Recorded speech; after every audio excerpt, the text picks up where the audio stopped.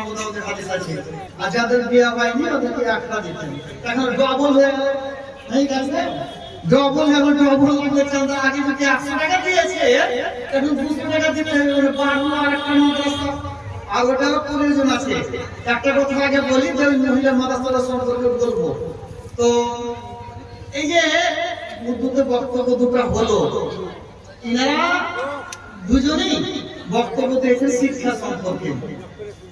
দেখেন রাসূলুল্লাহ সাল্লাল্লাহু আলাইহি ওয়াসাল্লাম যখন আসেননি, ভালো করে শুনবেন, একবারে ধ্যান দিয়ে শুনবেন। রাসূলুল্লাহ সাল্লাল্লাহু আলাইহি ওয়াসাল্লাম যখন আসেননি, রাসূলুল্লাহ সাল্লাল্লাহু আলাইহি ওয়াসাল্লামকে যখন নবুয়তি দেওয়া হয়নি, রাসূলুল্লাহ সাল্লাল্লাহু আলাইহি ওয়াসাল্লাম এলেন, 40 বছর হলো নবুয়তি দেওয়া হলো।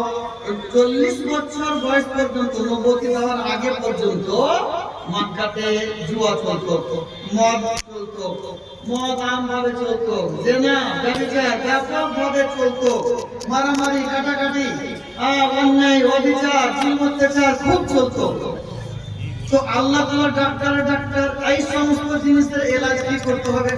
আল্লাহ তাআলা তো প্রথম বলেন না জেনা করিও না, জেনা বন্ধ করো, মদ পান করিও না, মদ বন্ধ করো, নামাজ পড়ো, আর জুয়া খেলো না, মারামারি করিও না, জুলুম অত্যাচার করিও না, এই কথা বলতেন না। দেখবেন যারা বড় ডাক্তার, পিজি ডাক্তার যারা আছে কিনা, আপনি বলবেন মাথায় লাগছে, পায়ে লাগছে, হাতে লাগছে, পেটে লাগছে, এখানে লাগছে, ওখানে লাগছে, আপনি তো দুটো ওষুধ দেবেন, একটা দিবেন, বড় ডাক্তার। আর আল্লাহ তাআলা ডাক্তার ওষুধ বের করলে কি ওষুধ? একটাই ওষুধ, ইকরা বিসমি রাব্বিকাল্লাযী খালাক। মানে পড়ো তোমার প্রভুর নামের সঙ্গে। তার মানে দ্বীনি শিক্ষা অর্জন করো। তো দ্বীনি শিক্ষা থাকলে পারে সব দূর হয়ে যাবে। মদ পান করা দূর হয়ে যাবে, চুরি করা, ডাকাতি করা, ছিনতাই করা, জুয়া খেলা, জেনা ব্যভিচার, জুলুম অত্যাচার, যত সব দূর হয়ে যাবে। আল্লাহ তাআলা একটা ওষুধ দিয়ে দিলেন, দ্বীনি শিক্ষা। এই দ্বীনি শিক্ষা আপনাদের, এই দ্বীনি শিক্ষার মার্কাজ আপনাদের এই সেরাসনে দিচ্ছে। একটা তো হয়ে গেছে বাণিজ্য বিভাগ। আপনারা বলতে পারেন না, যারা ইউটিউবার আছেন আপনারা চ্যানেল চালু করেছেন, বসে যান। আর আপনারা বসে যান, বলবেন না, বক্তব্যটা ভালোভাবে শুনেন। আপনারা বসে যান, আপনারা এদিকে চলেছেন, ওইদিকে যেন সাবধানে আসেন। তো বাণিজ্য বিভাগ ছিল, দ্বীনি শিক্ষা দাওয়াত জারিয়া এটা আছে, চলতে আছে। তো আপনাদের লাভ তখন হবে, আপনারাও ছেলে মেয়েকে এখানে পড়তে দেন, আপনাদের গ্রামের ছেলেকে পড়তে দেন মাদ্রাসাতে, দ্বীনি শিক্ষা দেন। দ্বীনি শিক্ষা থাকলে পরে আপনাদের এলাকাতে যত রকমের ব্যভিচার, অন্যায় অবিচার, শরীর বিরোধী কাজ না যায়, জুলুম অত্যাচার যা হচ্ছে, ধর্ষণ করা হচ্ছে, জুয়া হচ্ছে, সব দূর হয়ে যাবে। अब মহিলা মাদ্রাসা খুলছে, মহিলা মাদ্রাসার প্রয়োজন আছে, মহিলা মাদ্রাসার প্রয়োজন আছে। রাসূলুল্লাহ সাল্লাল্লাহু আলাইহি ওয়াসাল্লামের যুগে ছেলেদের মাদ্রাসা ছিল, সূক্ষ্ম মাদ্রাসা, আর মহিলাদের জন্য মাদ্রাসা ছিল। রাসূলুল্লাহ সাল্লাল্লাহু আলাইহি ওয়াসাল্লামের বাড়িটা মহিলা মাদ্রাসা হিসাবে ব্যবহার হতো।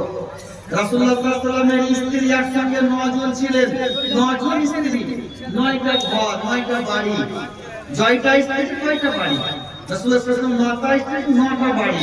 ওই সমস্ত বাড়িগুলো, ঘরগুলো মাদ্রাসা রূপে ব্যবহার হতো।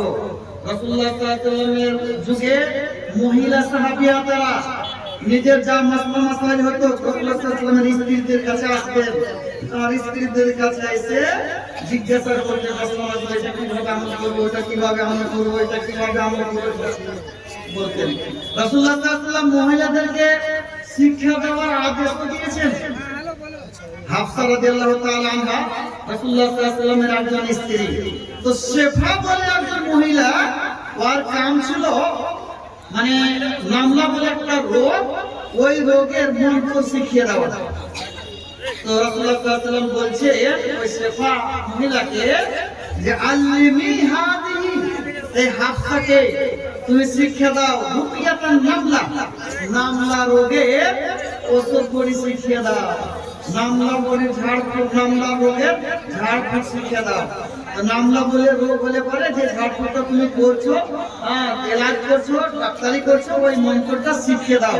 তো হাফসা রাদিয়াল্লাহু তাআলা আনহাকে শিক্ষা দেওয়ার আদেশ দিলেন, মহিলাদেরকেও শিক্ষা দেওয়ার আদেশ দিলেন রাসূলুল্লাহ সাল্লাল্লাহু আলাইহি ওয়াসাল্লাম।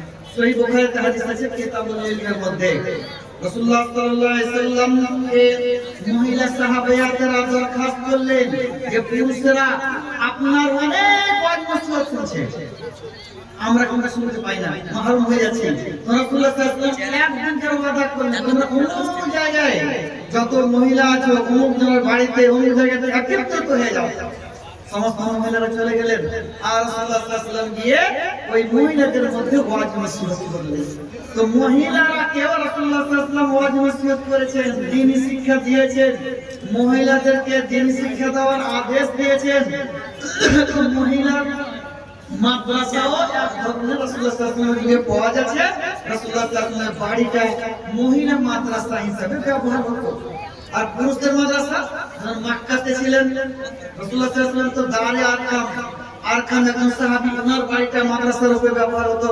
আর যখন মদিনা চলে এলেন তো মসজিদের নববীতে একটা আয়নাতে চাল তোলা ছিল, সেই চালের তলে সাহাবায়ে কেরাম দূর থেকে আসতেন আর রাসূলুল্লাহ সাল্লাল্লাহু আলাইহি ওয়াসাল্লামের সাহাবায়ে কেরামের কাছে দ্বীনি শিক্ষা অর্জন করতেন। তো মহিলা মাদ্রাসার ফরমান রাসূলুল্লাহ সাল্লাল্লাহু আলাইহি ওয়াসাল্লামের যুগ থেকে হয়ে যাচ্ছে, আর পুরুষদের মাদ্রাসার ফরমান রাসূলুল্লাহ সাল্লাল্লাহু আলাইহি ওয়াসাল্লামের যুগ থেকে পাওয়া যাচ্ছে। আর ওই যুগ থেকে নিয়ে এখন পর্যন্ত এই মাদ্রাসা চলে আসছে। আর এই মাদ্রাসাগুলো দান খেরাতে চলছে, রাসূলুল্লাহ সাল্লাল্লাহু আলাইহি ওয়াসাল্লামের যুগে দান খেরাতে চলছে। সাহাবায়ে কেরাম জাগিয়ে দিতেন আর দান খেরাত আসতো, সাহাবায়ে কেরাম তোহফা লাহে দিতেন, সুফা মাদ্রাসার ছাত্রদেরকে খাওয়াইতেন।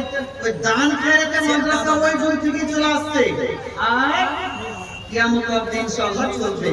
আর দাওয়াত তাবলীগের কাজ, ইসলাহের কাজ মাদ্রাসার দ্বারা থেকেই, মাদ্রাসা দিয়েই হয়ে আসছে। রাসূলুল্লাহ সাল্লাল্লাহু আলাইহি ওয়াসাল্লাম দাওয়াত তাবলীগ শুরু করলেন, কিছু লোক মুসলমান হলেন সাহাবায়ে কেরাম, যিনারা মুসলমান হতেন আরকাম রাদিয়াল্লাহু তাআলা আনহুর বাড়িতে যেতেন, সেখানে রাসূলুল্লাহ সাল্লাল্লাহু আলাইহি ওয়াসাল্লামের কাছে কোরআন হাদিস শিখতেন। ওনারা যে আবার তাবলীগ করতেন গ্রামে আপনার টোলাতে। তো যে মহিলারা রাসূলুল্লাহ সাল্লাল্লাহু আলাইহি ওয়াসাল্লামের বাড়িতে আসতেন, শিক্ষা অর্জন করতেন, রাসূলুল্লাহ জিজ্ঞাসা করতেন রাসূলুল্লাহ সাল্লাল্লাহু আলাইহি ওয়াসাল্লামের স্ত্রীদেরকে, ওনারা যে নিজের বাড়িতে বলতেন এটা শিখলাম, ওটা শিখলাম, ওটা আমরা শুনলাম, ওটা এইভাবে আমল করো। তো ওই মাদ্রাসার দ্বারা দাওয়াত তাবলীগের কাজ হয়েছে, দাওয়াত তাবলীগের কাজ মাদ্রাসা দিয়েই হয়েছে। এখন একটা অবস্থা মাদ্রাসা ওলামায়ে কেরাম একটু সুশীলতা দেখাচ্ছে, ঢিলা পান কেন যে মাদ্রাসা ওলামায়ে কেরাম শুধু নায়েব জালসাতে তাবলীগ করে আর এক বড় জালসাতে তাবলীগ করে, এছাড়া করে না। কিন্তু রাসূলুল্লাহ সাল্লাল্লাহু আলাইহি ওয়াসাল্লামের যুগে যে ইসলাম প্রচার হয়েছে মাদ্রাসার দ্বারা হয়েছে। দারে আরকাম মাদ্রাসা ছিল মক্কাতে, ওই মাদ্রাসার দ্বারা ইসলাম প্রচার হয়েছে। মদিনাতে সুফা মাদ্রাসা ছিল, ওই দ্বারাতে ইসলাম প্রচার হয়েছে।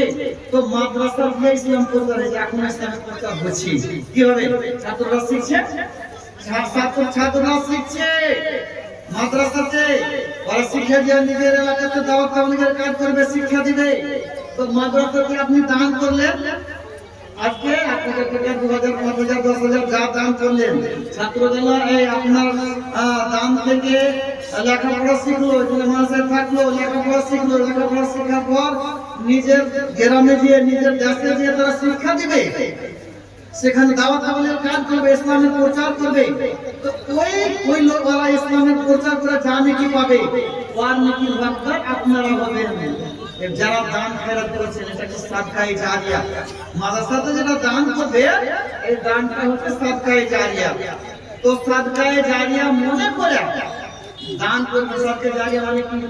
সাদকায়ে জারিয়া মানে হলো যে আপনি আজকে দান করলেন, আপনার নেকিটা লিখে দেওয়া হলো, জারি হয়ে গেল কিয়ামত অবধি, কিয়ামত অবধি চলে গেল, আপনার নেকি আর খতম হচ্ছে না। দান করে দিলে নেকি লেখা গেল, মাদ্রাসা থাকবে না, বিল্ডিং ভেঙে যাও, আপনার নেকি কোথাও যাবে না।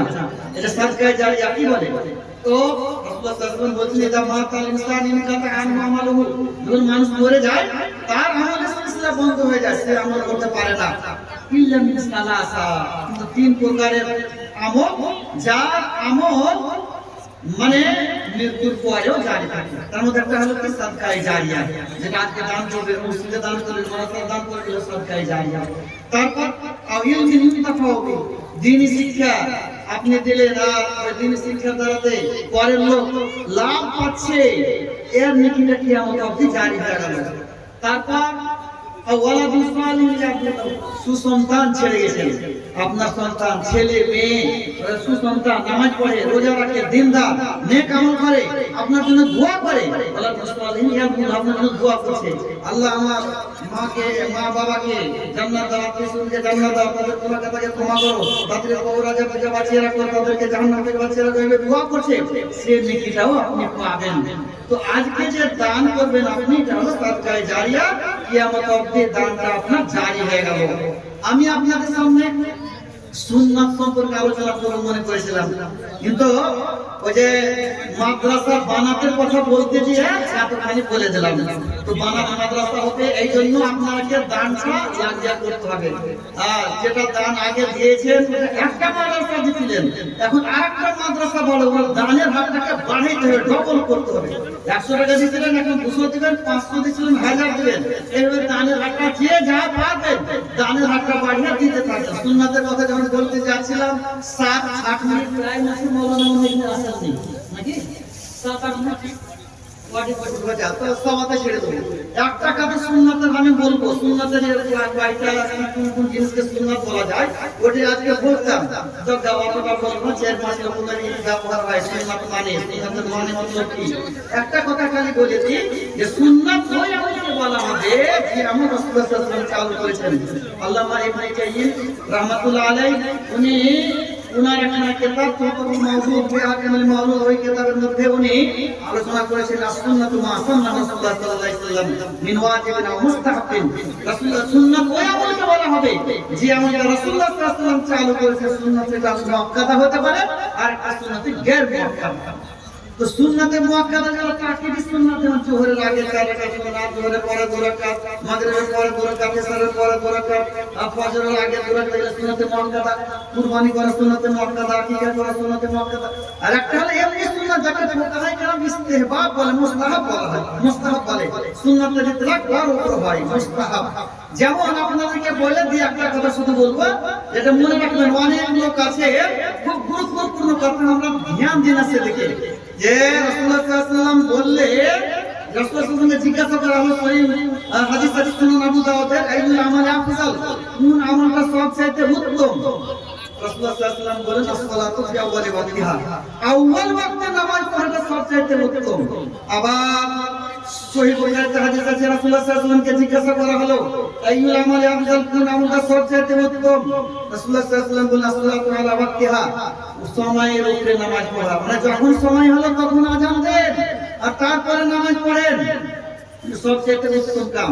সহিহ বুখারীতে আরেকটা হাদিস আছে, কয়েকটা হাদিসটা এসেছে, তার মধ্যে এক জায়গা হলো বাবুত তাহজির ইলা যুহর, যুহরের নামাজকে আউয়াল ওয়াক্তে পড়া। বাবুত তাহজির ইলা যুহর, তাহজির মানে যুহরের নামাজকে আউয়াল ওয়াক্তে পড়া। তো হাদিস হলো এই যে লাউ ইয়ালামুন নাস, মানুষ যদি জানতো মুয়াজ্জিন নেতা আযান দেওয়ার কত নেকি, ওয়াসাফিল আউয়াল প্রথম কাতারে কত নেকি, তো কোরআনবাজি করার যদি প্রয়োজন পড়তো, গুলি পাঠ করার প্রয়োজন পড়তো, গুলি পাঠ করতো, সব কাড়াকাড়ি করতো। এর ব্যাখ্যা করবো না, এখানে সময় নেই, ব্যাখ্যা করলে সময়টা কেটে যাবে। আমি আজকের কথাটা বলবো। তারপরে আলামুনা, মানুষ যদি জানতো মাহফিল তাহজির, জোহরের নামাজ আউয়াল ওয়াক্তে পড়ার কত নাকি, কিংবা প্রত্যেক নামাজ আউয়াল ওয়াক্তে পড়ার কত নাকি। তাহজিরের দুটো মানে, একটা হলো জোহরের নামাজ আউয়াল ওয়াক্তে পড়ার নাকি পড়া, আর প্রত্যেক নামাজ আউয়াল ওয়াক্তে পড়া। ইমাম বুখারী এখানে বাবু তাহজির ইলা যুহর লিখতে বলতে চাইছেন জোহরের নামাজকে আউয়াল ওয়াক্তে পড়া। তো জোহরের নামাজটা আউয়াল ওয়াক্তে পড়ার কত নাকি মানুষ যদি জেনে নিত, রাস্তা বা সব দৌড়াদৌড়ি করতো, সবাই বলতো জোহরের নামাজ আউয়াল ওয়াক্তে পড়বো, সবাই বলতো জোহরের নামাজ আউয়াল ওয়াক্তে পড়বো। তো নেকি জানে না, কত নেকি আছে জানে না, যার জন্য দৌড়াদৌড়িও করে না। যেমন রোজা আসছে আগামীতে, কয়েক মাস পরে রোজা চলে আসবে, রোজা রাখার নেকি কত জানেন? আল্লাহ তাআলা রাসূল সাল্লাল্লাহু আলাইহি ওয়াসাল্লাম কি বলেছেন? আসসালামু আলাইহি ওয়া আনা আজিজি বিহি।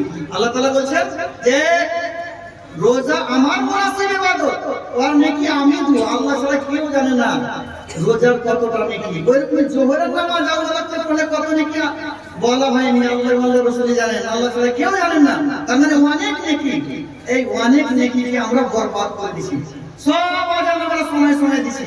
ফজরে দেখবেন 5টা 2 যদি টাইম হয় তো 5টা 2 আজান দিবে। আর মাগরিবের যেমনি সূর্য ডুবে তেমনি আজান দিবে।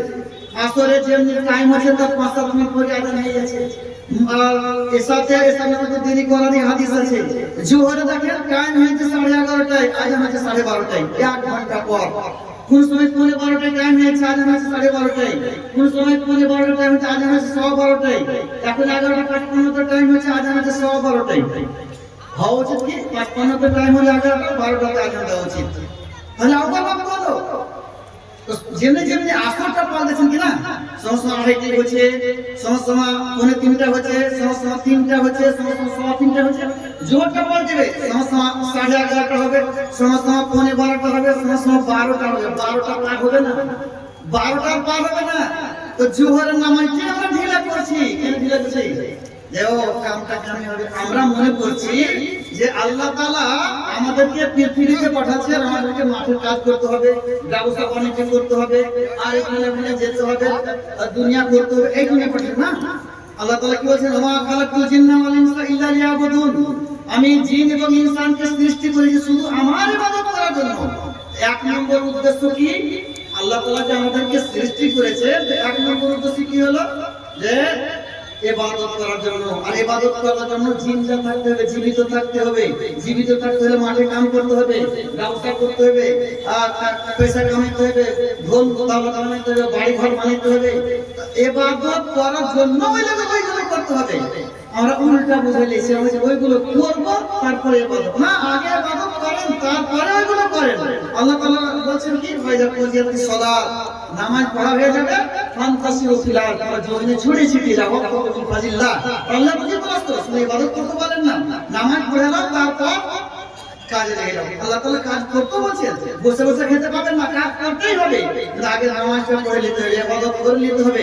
ইবাদত করার পর যারা ব্যবসা করছেন ব্যবসা করেন, যারা মাঠে কাজ করেন মাঠে কাজ করেন, যারা চাকরি করেন চাকরি লেগে যান, বিভিন্ন কাজ যে কাজ করছেন আপনার কাজে লেগে যান। তাকে আল্লাহর ইবাদত করতে হবে। এই জোহরের নামাজটাকে আমরা ঢিলা করছি, অবহেলা করছি, এটা করা ঠিক হয় না। সব নামাজকে আমরা ঠিক টাইমে পড়ছি, জোহরটা শুধু ঢিলা, এটা নিজের মনের পূজা হয়েছে। আল্লাহর পূজা করতে হবে। যেমন অন্যান্য নামাজ চার দেখে দিছি, কিন্তু এই জোহরের অন্যান্য আজানটা চার দেখে দিছি, জোহরের সময় চার দেখতে হয় না। ও এখন আবার সাড়ে 12 করে দাও না, দিয়া তখন একটা করে দাও, মনে করে দিলে কোনো চার দেখে না। আসরের নামাজ যখন পাল্টেছে 2:30 আসবে, এখন 11:30 জোহর হবে। আর আসরের নামাজ 2:30 করবেন তো 11:30 হবে। আসরের নামাজ 3:45 করবেন তো জোহরটা 12:15। আসরের কারণ মানে 3টা করবেন, তাহলে এটা 12টা হবে। আর 12টার পর যেটা না ওদিকে জোহর আসরটা যাবে 3:15 পর্যন্ত। এইভাবে নামাজটা তাহলে সঠিক টাইম হিসেবে চলতে থাকবে। আমাদেরকে সকলকে সজাগ হতে হবে। আর খাস করে জোহরের নামাজটাকে সময়ের উপরে পড়তে হবে। নেকি হলে অনেক নেকি থেকে আমরা বঞ্চিত হয়ে যাচ্ছি। এটা কেন? তো টাইমের সময় চলে, টাইমের সময়। একজনা জিজ্ঞাসা করছে যে জোহরের নামাজটা কি দোষ করলে? দোষ কি জানেন? কাজের সময় চলে, সে মাঠের কাজটা আমাদের কামে হয়ে যাবে না। আগে নামাজ পড়ে তারপর কাজ করেন, মাঠে নামাজ পড়েন, তারপর গোসল করেন। তুমি মনে সকাল লাগছে 12টাতে আজান, তো সকাল লাগে 11:30টাতে আজান, সকাল নামাজ পড়েন, কাজ করেন। আপনি 10টাতে 2টাতে গোসল করেন, পড়েছে নামাজ পড়লে তো কাজ করেন, কত কাজ করেন, তারপর গোসল করেন। যে হোক জোহরের নামাজে সব ধ্যান দিবেন, আর চার জায়গা দেখে আজান দিবেন, আর নামাজ পড়বেন। চার প্রত্যেক মসজিদে লটকে আছে, বিলাত নামাজ চার দেখে আজান দিবেন। যে হোক এখন আজকে যে জালসা মাদ্রাসার উন্নতি গল্পে আপনারা সব লিখে থাকেন, এখন অডিট করবেন মনে হয়, তারপরে চলে আসবেন মৌলানা সাহেব আপনাদের দান খয়রাতকে এলান করবেন। আর দান খয়রাত করার সময় খেয়াল রাখবেন, একটু দানের হাতটা বাড়িয়ে দিবেন। আমি এই বলে বক্তব্য এটি করলাম। শেষে দোয়া করে আল্লাহ তাআলা যেন আমাদেরকে কোরআন হাদিস বুঝার তৌফিক দেন এবং কোরআন হাদিসের উপর আমল করার তৌফিক দেন। আমিন। ওয়া মা ইলাইহি ইল্লাল্লাহ। আসসালামু আলাইকুম ওয়া রাহমাতুল্লাহি ওয়া বারাকাতুহু। शुक्रन जज़ाकुमुल्लाह अहसनल जज़ा व हय्याकुम। ये थे हमारे शेख अबू ताहिर सलाफी हफिज़हुल्लाह, जो सादा व सलीस जुबान में बहुत ही अहम कलिमात से नवाज रहे थे। अब आपके बीच कर्मठ युवा नेता और मेहमान अशोक कुमार दास आपके बीच आएंगे और 5 मिनट में कुछ बातें आप हजरात के बीच रखेंगे।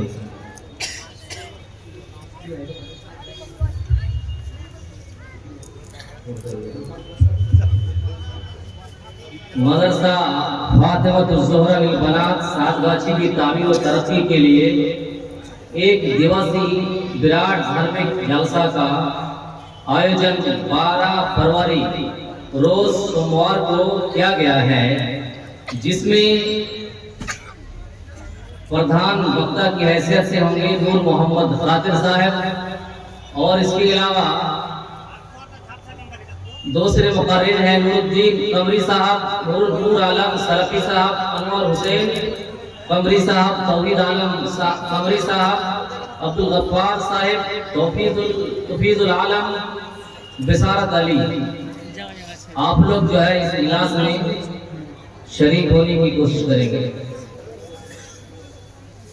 25 फरवरी को शिकारपुर में एक जो है विराट धर्मीय जलसा का इनेकाद किया गया है, जिसमें मस्जिद की तामीर और तरक्की के लिए जिसमें प्रधान वक्ता की हैसियत से होंगे मुमताजुल इस्लाम साहब। इसके अलावा और भी जो है मुकर्रीन हैं, अच्छे मुकर्रीन हैं। आप लोग जो है इसमें शिरकत करने की जरूर कोशिश करेंगे। अस्सलामु अलैकुम। सिलसिला जलसा ही होना बनाएगा। मनोरंजन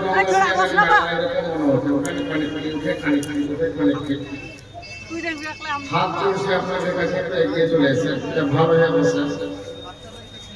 एगिए से भाई हमारा हाथ जोड़े बोल सकते एगिए ऐसे एगिए उधर ना थे ऐसे चेंज जब हम लोग एक बस सिरा से जलसा जी মাদ্রাসা আপনারা করেছেন, আমরা করেছি সবাই মিলে। আর আমরাই বলি এত ছুটিয়ে থাকবো, তো কাকে করবো?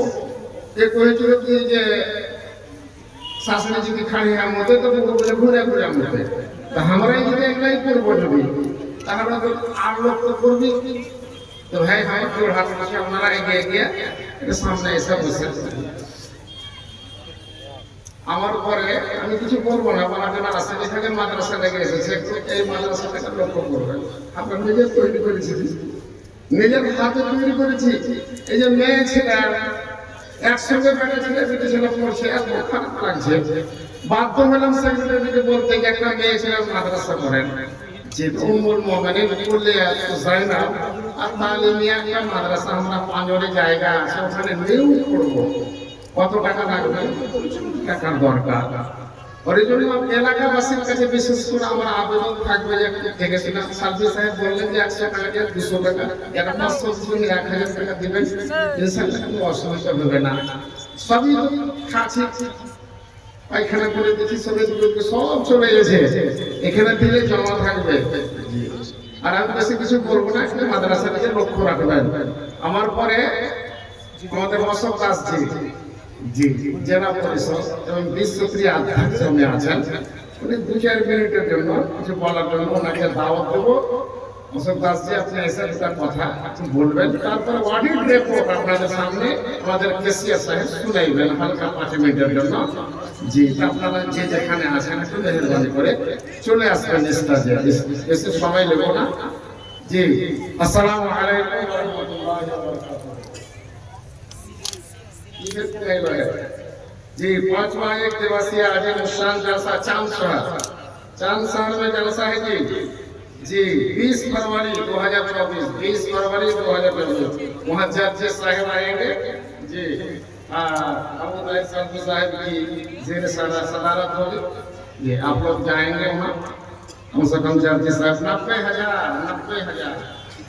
90,000 টাকা ওই তো মাস দেখি সারা সব পেশা শুরু করেছে, পেশা এটাকে কেনে আনছে 90,000 টাকা দিবে ওকে। 1 ঘন্টা কইবে কি কইবে সব কিনে দিবে, সব ভেটে ফিরে যাবে নাকি?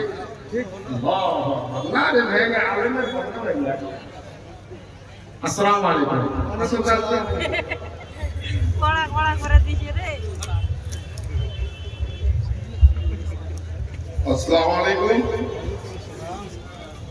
इस जलसा में आए हुए तमाम श्रोता को इस जलसा की ओर से बहुत बहुत अभिनंदन।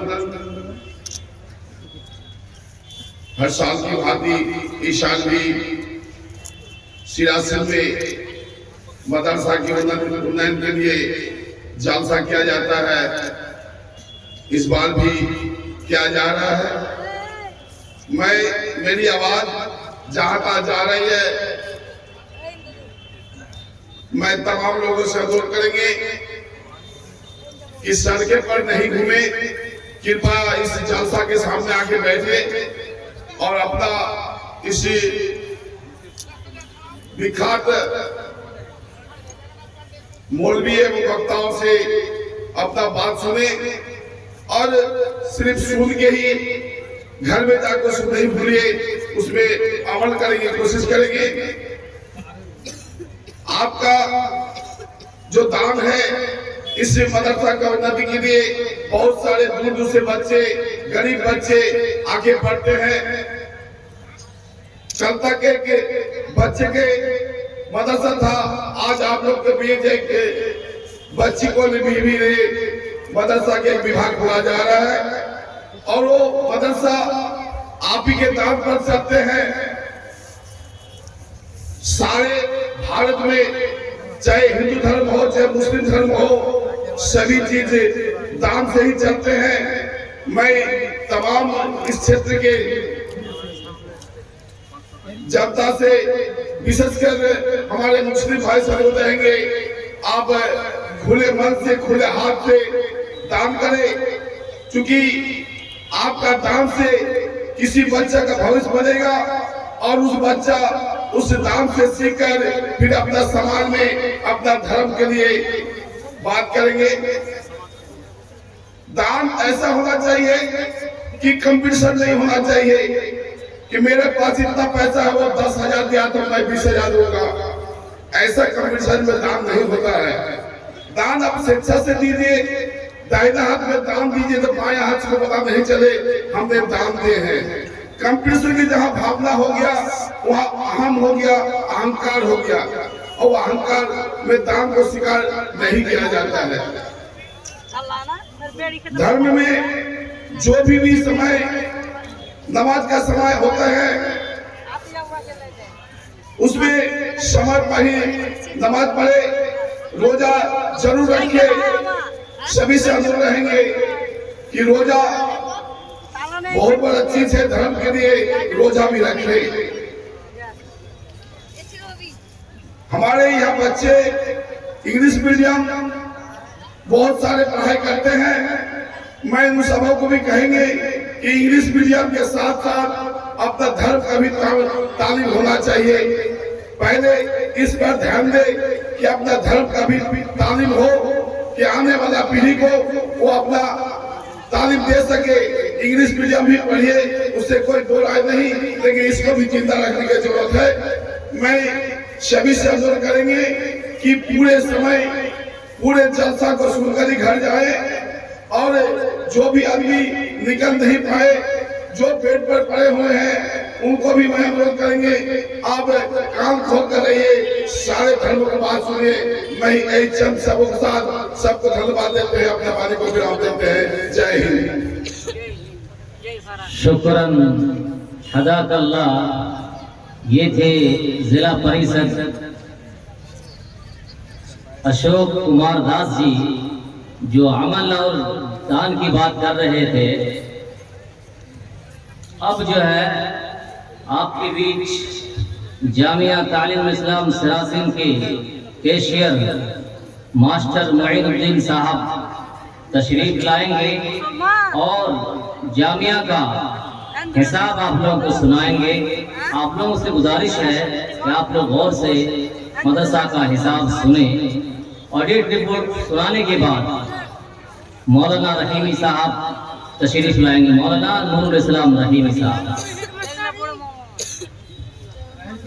अस्सलाम वालेकुम। मैं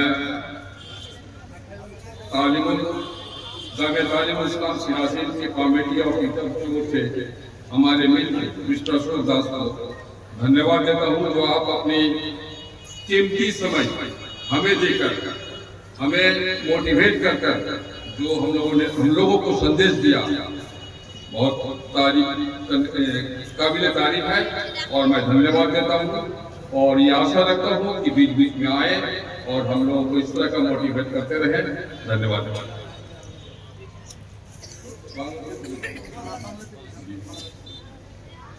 আমি আপনাদের সামনে আপনাদের দেওয়া চাঁদার টাকা কি হচ্ছে, কোথায় খরচ হচ্ছে, ওই সম্পর্কে আমি বলবো ইনশাআল্লাহ।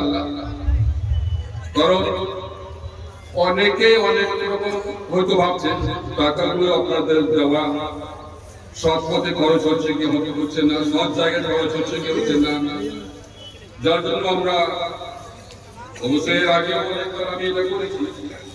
আর আজ আবার আপনাদের সামনে আমি খরচের হিসাবটা রাখছি, কারণ মাঝে মাঝে কিছু কথা চলে আসে।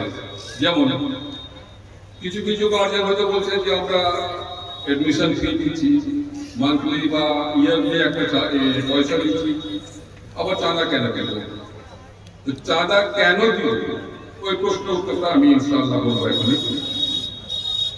তবে সবার আগে আমি বলে দিই যে আপনাদের দেওয়া যে টাকাগুলো চাঁদা মাদ্রাসাকে দিচ্ছেন, আলহামদুলিল্লাহ মাদ্রাসাতেই খরচ হয়েছে। আমি বেশি লম্বা সময় নেব না। আমরা অ্যাডমিশনের মধ্যে যখন কোনো ছেলে প্রথমবার এসে মাদ্রাসাতে অ্যাডমিশন নেই, যাদের ছেলে এখানে পড়ে তারা নিশ্চয়ই জানে 1300 টাকা অ্যাডমিশন ফি পাবো আমরা।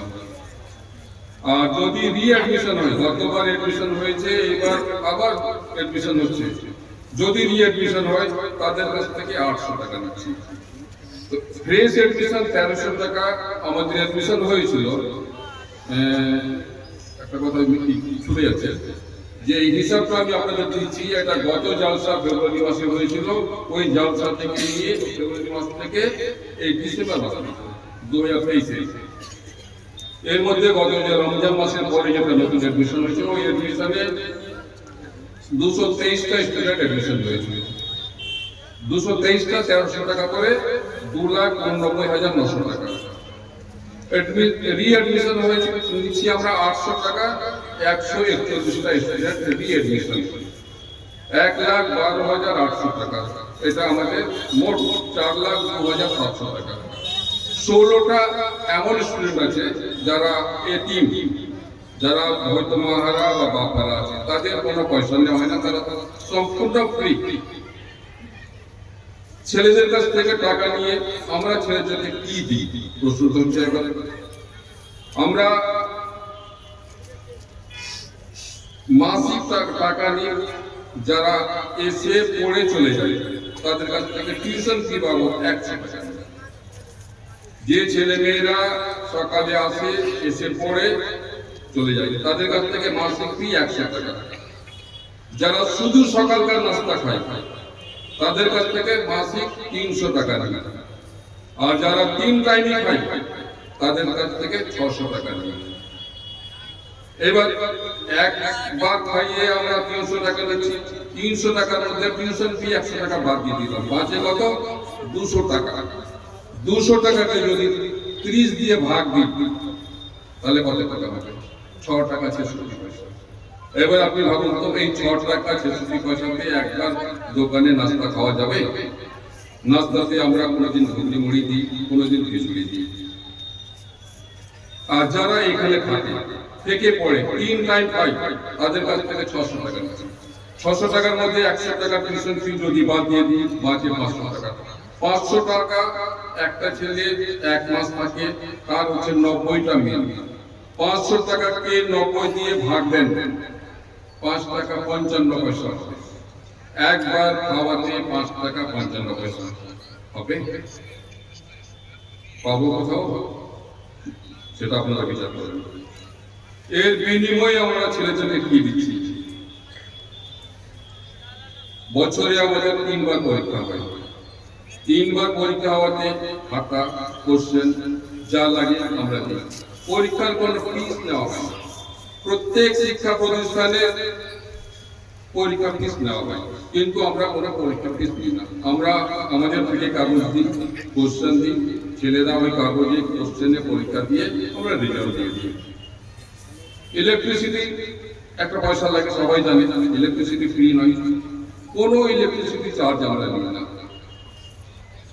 তারপরে আমাদের পড়ানোর যা শিডিউল আছে, একবার ফজর নামাজের পরে পড়ানো হয়, একবার পরে ক্লাস, আবার জোহরের পরে, আবার মাগরিবের পরে, প্রত্যেক সময় আমাদের টিচার ওখানে মনিটরিং করে।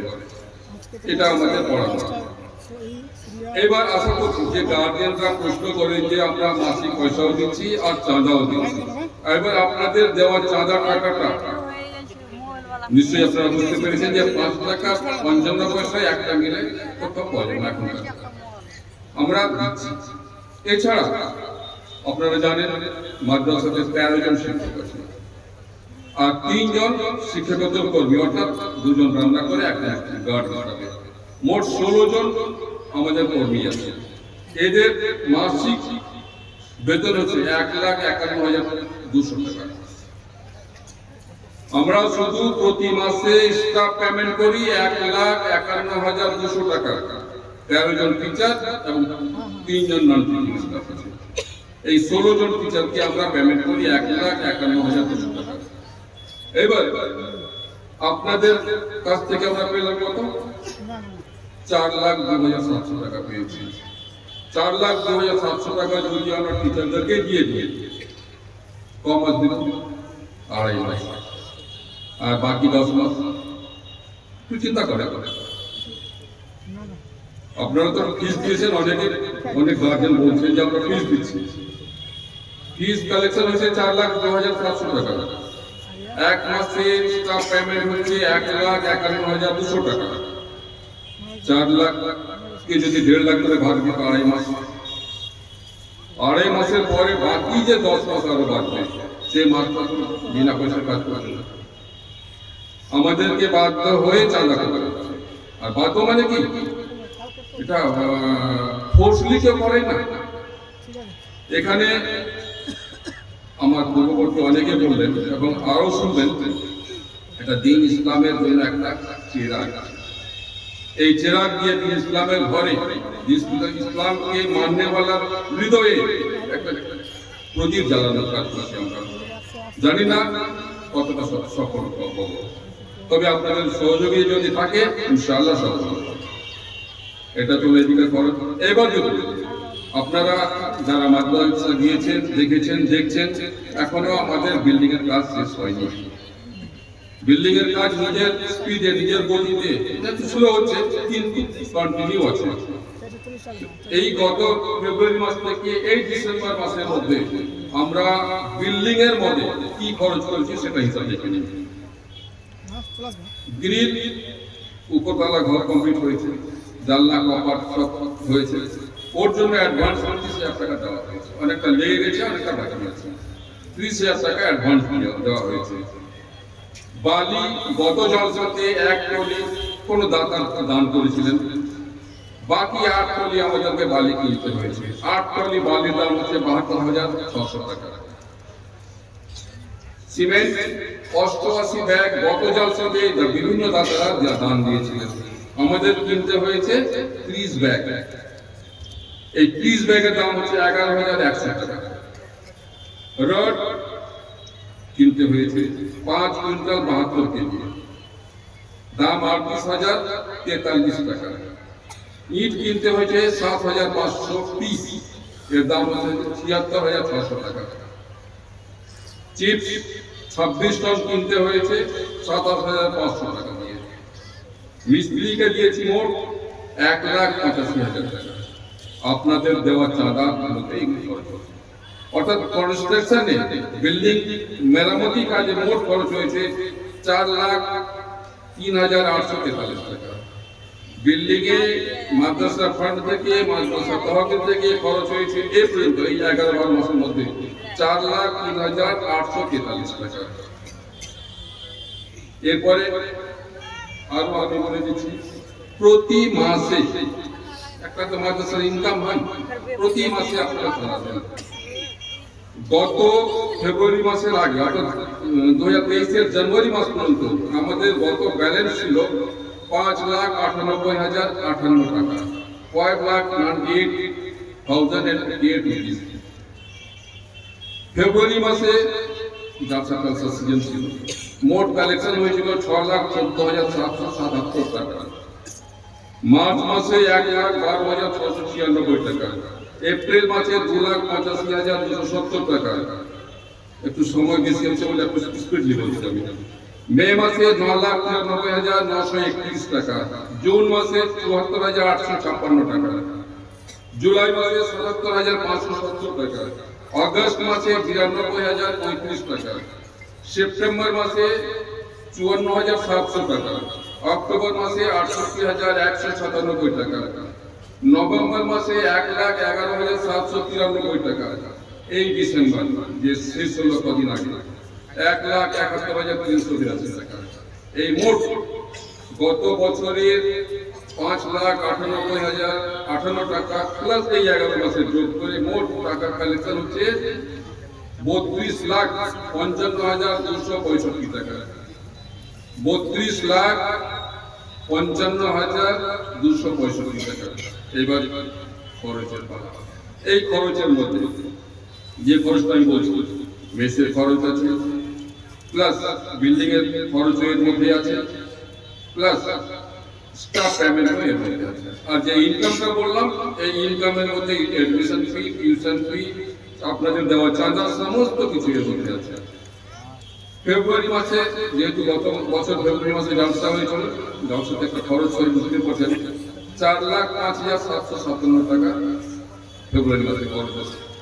মার্চ মাসে খরচ আছে 1,65,576 টাকা, এপ্রিল মাসে খরচ আছে 95,040 টাকা, মে মাসে খরচ আছে 4,05,639 টাকা, জুন মাসে খরচ আছে 3,56,945 টাকা, জুলাই মাসে খরচ আছে 2,84,122 টাকা, আগস্ট মাসে খরচ আছে 3,38,285 টাকা, সেপ্টেম্বর মাসে খরচ আছে 2,85,384 টাকা, অক্টোবর মাসে খরচ আছে 2,63,746 টাকা, নভেম্বর মাসে খরচ আছে 2,97,963 টাকা, ডিসেম্বর মাসে খরচ আছে 2,39,438 টাকা, মোট 31,37,895 টাকা। এটা হচ্ছে আমাদের খরচ। ইনকাম কত বলেছিলাম? 32,55,265 টাকা। খরচ হচ্ছে 31,37,895 টাকা। দুটোকে বিয়োগ দিলে বাঁচে কত? 1,17,370 টাকা। আপনাদের দেওয়া দান মাদ্রাসা তহবিলে এখন পর্যন্ত মানে এটা বারবার ডিসেম্বর মাস পর্যন্ত সুরক্ষিত আছে আলহামদুলিল্লাহ 1,17,370 টাকা। আপনাদের দেওয়া আর একটা চাঁদা আছে যেটা আমি বলে দিই, যেটা অবশ্য এড হয়ে গেছে, ইনকামের জায়গাটা হয়ে গেছে। আপনারা আরো একমাত্র চাঁদা দেন, হয়তো অনেকে জানেন না, মনে দিলেন। মুঠির চাল প্রত্যেক গ্রাম থেকে, প্রত্যেক পাড়া থেকে আমাদের লোক যায় মুঠির চাল নিয়ে আসে। মুঠির চাল ফেব্রুয়ারি মাসের আগে অর্থাৎ 2022-এর ডিসেম্বর জানুয়ারি পর্যন্ত 123 কেজি আমাদের জমা ছিল। ফেব্রুয়ারি মাসে কালেকশন হয় 2,844 কেজি। এর মধ্যে জালসা বাবদে জালসা দাম করেও আদায় করা হয়েছিল বলে চালটা বেশি গেছে। ওর মধ্যে খরচ করেছি 9 কুইন্টাল মেজ প্লাস বলছি গতবারে। বিক্রি করেছি 1,752 কেজি। তারপরে মার্চ মাসে 1,098 কেজি কালেকশন হয়েছে। মেসে খরচ হয়েছে 336 কেজি, 652 কেজি বিক্রি করা হয়েছে, মোট 988 কেজি বেঁচে। এপ্রিল মাসে 857 কেজি কালেকশন। রমজান থাকার কারণে চালের খরচ নেই, মাত্র 8 কেজি খরচ হয়েছে। 100 কেজি 1 কুইন্টাল চাল বিক্রি করা হয়েছে 108 টাকা। এইভাবে এই 11 মাসের মধ্যে মোট চাল কালেকশন হয়।